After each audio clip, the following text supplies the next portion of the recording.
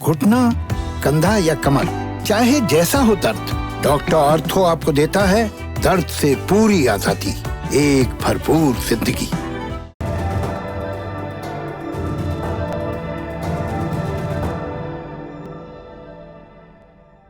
नमस्ते, मैं हूं प्रतीक्षा और आप देख रहे हैं दी ललन टॉप का इंटरनेशनल न्यूज बुलेटिन दुनियादारी। आज बात एक रिपोर्ट की जिसकी वजह से हड़कंप मच गया है। दावा किया जा रहा है कि मुस्लिमों के बीच पॉपुलर ऐप्स को ट्रैक किया जा रहा है। इस ट्रैकिंग के पीछे जो कंपनियां हैं वो इस डेटा को सीधे अमेरिकन आर्मी को बेच रही हैं।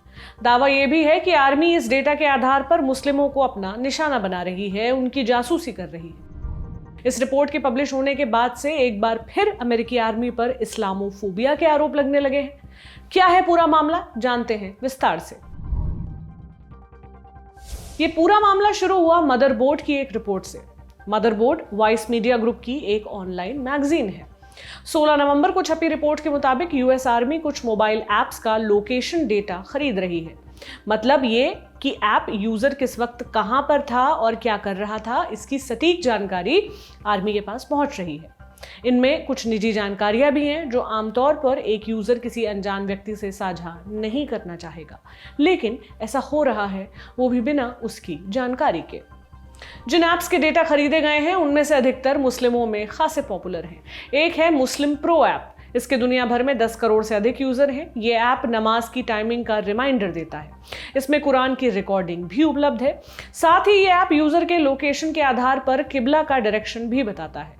किबला काबा की तरफ की वो दिशा है जिसकी तरफ चेहरा करके मुसलमान अपने आराध्य को याद करते हैं। इस लिस्ट में डेटिंग ऐप मुस्लिम मिंगल का नाम भी शामिल है। इस ऐप के 1 लाख से अधिक यूजर हैं। ऐसा नहीं है कि यूएस आर्मी सिर्फ इस्लामिक ऐप्स को टारगेट कर रही है। एक्सरसाइज, वेदर ट्रैकिंग और सर्च ऐप्स के लोकेशन डेटा भी खरीदे जा रहे हैं। इन ऐप्स के लोकेशन डेटा पर किसकी नजर है? यूएस आर्मी का एक स्पेशल विंग है, United States Special operations Command. ये unit counter terrorism, counter insurgency और स्पेशल मिलिट्री ऑपरेशंस का काम देखती है। रिपोर्ट के मुताबिक special operations command locate x की मदद से डेटा जमा करती है। लोकेट एक्स की सर्विस देने का काम करती है बेबल स्ट्रीट नाम की कंपनी। यूं तो लोकेट एक्स से मिलने वाला डेटा अज्ञात है, लेकिन कंपनी एक्स्ट्रा पैसे लेकर किसी खास यूजर को आसानी से ट्रैक कर सकती है। यूएस आर्मी ने अप्रैल में $90,600 में एडिशनल लाइसेंस खरीदा था। इस डेटा की मदद से दूसरे देशों में स्पेशल फोर्सेस के खतरनाक मिशन अंजाम दिए जाते हैं। इसके अलावा एक कंपनी है एक्समोड। ये मोबाइल ऐप्स के लोकेशन डेटा निकालती है, उसके बाद इस डेटा को आगे बेच देती है। इसके खरीदारों में भी यूएस आर्मी का नाम है। मुस्लिम प्रो इसी एक्समोड को अपने यूजर्स का लोकेशन डेटा बेच रही थी। रिपोर्ट आने के बाद सोशल मीडिया पर मुस्लिम प्रो के खिलाफ कैंपेन चलने लगा। हजारों की संख्या में लोगों ने इस ऐप को अनइंस्टॉल कर दिया और बॉयकॉट करने की अपील भी की। बवाल बढ़ने के बाद ऐप मैनेजमेंट ने अपनी वेबसाइट पर एक डिस्क्लेमर लगा दिया। इसमें लिखा था, मीडिया रिपोर्ट्स में यह चल रहा है कि मुस्लिम प्रो अपने यूजर्स का पर्सनल डेटा यूएस आर्मी को बेच रही है। ये पूरी तरह से गलत और झूठ है। हालांकि उन्होंने ये नहीं बताया कि वो किस आधार पर मदरबोर्ड की रिपोर्ट को झूठा बता रहे हैं। मुस्लिम प्रो ने ट्वीट कर बताया कि वो अपने यूजर्स की निजता की सुरक्षा के लिए प्रतिबद्ध है। हालांकि जब मदरबोर्ड ने नेटवर्क एनालिसिस सॉफ्टवेयर की मदद से इस ऐप की पड़ताल की तो कुछ और ही जानकारी सामने आई। पता चला कि मुस्लिम प्रो ऐप न सिर्फ लोकेशन की जानकारी एक्समोड को भेज रही थी, बल्कि वाईफाई नेटवर्क का नाम, टाइम स्टैम्प और मोबाइल के मॉडल की जानकारी तक ट्रांसफर कर रही थी। बढ़ते दबाव के बीच मुस्लिम प्रो ने एक्समोड सहित दूसरे डेटा पार्टनर्स के साथ कॉन्ट्रैक्ट को टर्मिनेट कर दिया है। इंटरनेशनल जांच के आदेश दिए गए हैं। साथ ही ऐप मैनेजमेंट ने कहा है कि वो अपने नियमों को यूजर फ्रेंडली बनाने की दिशा में काम करेंगे। एक्समोड ने लोकेशन डेटा बेचने की बात को स्वीकार किया है।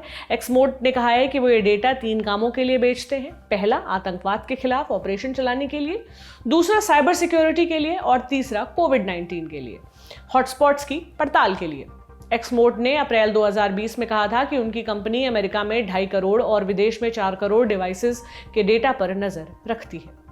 यूएस आर्मी ने भी मदरबोर्ड की रिपोर्ट पर हामी भरी है। स्पेशल ऑपरेशंस कमांड के प्रवक्ता टिम हॉकिंस ने बताया, हम इन सॉफ्टवेयर्स का इस्तेमाल विदेश में स्पेशल मिशन के लिए करते हैं।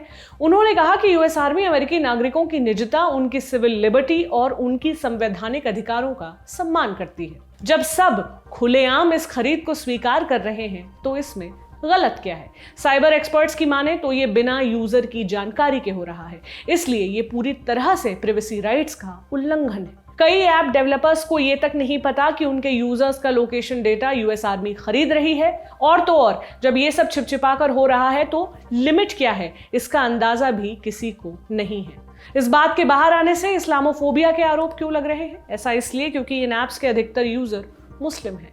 गौर करने वाली बात है कि अमेरिका मिडिल ईस्ट में कई दशकों से मुस्लिम आतंकी संगठनों के खिलाफ जंग लड़ रहा है। यूएस आर्मी लोकेशन डेटा की मदद से ड्रोन हमले करने के लिए कुख्यात है। इन हमलों की वजह से अब तक हजारों नागरिकों की जान जा चुकी है। हालांकि ये पता नहीं चल सका कि इन ऐप्स का लोकेशन डेटा किन ऑपरेशंस में यूज हुआ है। कई लोगों ने माना कि ऐप्स यूजर्स का डेटा हमेशा से तीसरी पार्टी को बेचते रहे हैं। हालांकि उन्होंने कहा कि मुस्लिम प्रो के मामले में यह खुलासा एक विश्वासघात की तरह है, क्योंकि इस ऐप के अधिकतर यूजर्स ऐसे हैं जिन्हें आतंकवाद के मामले में शक की निगाह से देखा जाता रहा। इस मामले में जो भी अपडेट्स आएंगे हम आपको बताते रहेंगे। ये था हमारा बड़ी खबर सेगमेंट। अब बढ़ते हैं सुर्खियों की तरफ। पहली सुर्खी युगांडा से है। पॉप सिंगर और प्रेसिडेंशियल कैंडिडेट बॉबी वाइन की गिरफ्तारी के बाद हिंसक प्रोटेस्ट शुरू हो गए हैं। राजधानी कंपाला की सड़कों पर पुलिस और बॉबी वाइन के सपोर्टर्स का आमना सामना हुआ। प्रदर्शनकारियों को हटाने के लिए पुलिस ने गोलियां दागी। मुठभेड़ में 3 लोगों के मरने और 38 के घायल होने की खबर है। युगांडा में जनवरी 2021 में राष्ट्रपति चुनाव होने हैं। जब से बॉबी वाइन ने इस चुनाव में अपनी दावेदारी पेश की है, उनको कई बार गिरफ्तार किया जा चुका है। दूसरी सुर्खी ऑस्ट्रेलिया से है। स्पेशल फोर्स के 25 सैनिकों को अफगानिस्तान में वॉर क्राइम का दोषी पाया गया है। डिफेंस फोर्सेस के चीफ एंगस कैम्पबेल ने बताया कि इन सैनिकों ने 39 निहत्थे अफगान कैदियों, किसानों और अन्य नागरिकों की हत्या की थी। ये सारी हत्याएं 2009 से 2013 के बीच हुई। कैम्पबेल ने अफगानिस्तान के लोगों से माफी भी मांगी। उन्होंने कहा कि ये किसी भी कीमत पर स्वीकार्य नहीं है। ऑस्ट्रेलिया ने इस मामले की जांच 2016 में शुरू की थी। 4 साल बाद इसकी रिपोर्ट आई है। अफगानिस्तान ने अभी भी ऑस्ट्रेलिया के 1500 सैनिक मौजूद हैं। आज की तीसरी सुर्खी थाईलैंड से है। प्रधानमंत्री प्रयुक्त चान-ओ-चा ने कहा है कि कानून तोड़ने वाले प्रोटेस्टर्स को काबू में रखने के लिए नए कानून बनाए जाएंगे। 18 नवंबर को प्रदर्शनकारियों ने पुलिस हेडक्वार्टर पर रंग फेंके और राजा के खिलाफ पोस्टर बनाए। पीएम का बयान इसी घटना के बाद आया है। उन्होंने कहा है कि आने वाले दिनों में हिंसा बढ़ सकती है। अगर इसे काबू में नहीं किया गया तो देश और राजतंत्र को नुकसान पहुंच सकता है। आशंका जताई जा रही है कि प्रोटेस्ट को कुचलने के लिए सरकार कड़े कदम उठा सकती है। थाईलैंड में जुलाई के महीने में प्रोटेस्ट शुरू हुआ था। प्रदर्शनकारी पीएम के इस्तीफे और राजा की शक्तियां कम करने की मांग को लेकर सड़कों पर उतरे हैं। ये थी आज की सुर्खियां। अब बारी है हमारे तारीख सेक्शन की। आज है 19 नवंबर। इस तारीख का संबंध एक आगाज से है, पुराने झगड़े को भुलाकर बातचीत बढ़ाने की पहल, जिसने एक राष्ट्रपति को इतिहास के पन्नों में दर्ज कर दिया। राष्ट्रपति जिसे उसकी पहल के लिए पहले तो नोबेल प्राइज दिया गया, बाद में अपने ही देश में गोलियां। ये कहानी है मिस्र के तीसरे राष्ट्रपति अनवर सदात की। उनका जन्म 1918 के साल में हुआ था। बड़े होकर आर्मी में भर्ती हुए। सूडान में पोस्टिंग के दौरान उनकी मुलाकात गमाल अब्देल नासिर से हुई। नासिर बाद में मिस्र के दूसरे राष्ट्रपति बने। नासिर ने मिलिट्री के अंदर एक सीक्रेट ग्रुप बनाया था, नाम फ्री ऑफिसर्स। इसमें सदात भी शामिल हुए। फ्री ऑफिसर्स ने 1952 में तख्ता पलट कर दिया। मिस्र में राजशाही खत्म हो गई। इस विद्रोह में सदात भी शामिल थे। रेडियो पर इस तख्ता पलट का ऐलान अनवर सदात ने ही किया था। अरब देशों और इजराइल के बीच लड़ाई जन्मजात थी। 1948 में इजराइल की स्थापना हुई। तभी से अरब देश खार खाए बैठे थे। नासिर के शासन में मिस्र ने इस युद्ध की अगुवाई की। 1970 में नासिर का इंतकाल हो गया। उनकी जगह अनवर सदात राष्ट्रपति बन गए। उनके शासनकाल में भी 1973 में दोनों देशों की जंग हुई। जब तकरार 30वें बरस में पहुंची, सदात ने लड़ाई पर फुल स्टॉप लगाने का फैसला किया। 19 नवंबर 1977 को अनवर सदात शांति की अपील के साथ इजराइल के दौरे पर पहुंचे। इजराइल की यात्रा पर जाने वाले वो पहले अरब लीडर थे। 20 नवंबर को उनकी मुलाकात इजराइल के प्रधानमंत्री मेनाहेम बेगिन से हुई। दोनों ने जेरूशलम में साझा प्रेस कॉन्फ्रेंस को संबोधित किया। उन्होंने बताया कि मिस्र और इजराइल युद्ध के अंत पर सहमत हो गए हैं और दोनों देशों ने मिलकर मिडिल ईस्ट में शांति लाने की कोशिश की। आखिरकार सितंबर 1978 में इस समझौते की औपचारिकताएं पूरी हुई। उसी साल अक्टूबर के महीने में ऐलान हुआ कि अनवर सदात को नोबेल पीस प्राइज से सम्मानित किया जाएगा। लेकिन यह पीस डील बाकी अरब देशों को पसंद नहीं आई। कहा गया कि अनवर सदात ने विश्वासघात किया है, मिस्र को अरब लीग से निकाल दिया है। फिर आया 1981 का साल। 6 अक्टूबर को सदात एक मिलिट्री परेड में हिस्सा लेने पहुंचे। उसी परेड में उन्हें गोलियों से भून दिया गया। शांति की चाह लिए अनवर सदात हमेशा के लिए शांत कर दिए गए थे। ये था आज का दुनियादारी शो। आप अपना खूब ख्याल रखें। कल हम फिर मिलेंगे। शुक्रिया। कसर रह गई हमारी कोशिशों में, कसक रह गई कि देश जितना बेहतर, जितना महान हो सकता था, हो नहीं पाया। और एक कसम रह गई कि देश का जो कर्ज है उसे थोड़ा बहुत तो उतारना है। भावुकता का लबादा ओढ़कर बोलता तो यूं बोलता, लेकिन बात सीधी है तो सच्चे ढंग से आप तक कही जानी है।